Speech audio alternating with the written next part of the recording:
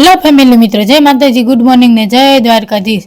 હવે ઉત્તરાયણ નજીક આવે છે એટલે મારા તરફથી બધા મિત્રોને હાર્દિક શુભેચ્છા એડવાન્સમાં। એટલે આજે ખાલી તલની સિક્કી બનાવવાની છે, તો આજે કંઈક આવી નવીન પ્રકારની રીત કરી નાખી। સિઠ્ઠી લઈને અમે બંને માણસોએ મને આપી કે આમાંથી તું તલની સિક્કી બનાવે કે સિંગની સિક્કી બનાવે, તો મેં તો તલની સિક્કી બનાવી। મારે તો તલની સિક્કીની સિઠ્ઠી આવી હતી। કઢાઈમાં નાખી દીધા તલ, ધીમા ગેસ ઉપર શેકવાનું કરી દીધું। ચાલો ગોલ્ડ થાય ને ત્યાં સુધી શેકાવા દેવાના। મારા તલ સરસ મજાને શેકાઈ ગયા। નાખી દીધું, તમે ઘી નાખો કે પાણી, સાથે સાથે ગોળ પણ નાખી દીધો। જ્યાં સુધી ગોળમાં ફુગા ન વળે ત્યાં સુધી હલાવવાનું ચાલુ જ રાખવાની। આવી ગયો ગોળ, તમે જોઈ શકો છો સરસ મજાનો। નાખી દીધા તલને કરી નાખ્યું બધું મિક્સ કરીને નાખી દીધું થાળીમાં ઘી લગાવીને। વાટકાના મદદથી ફરી કરી નાખ્યું મિક્સ સરસ મજાનું।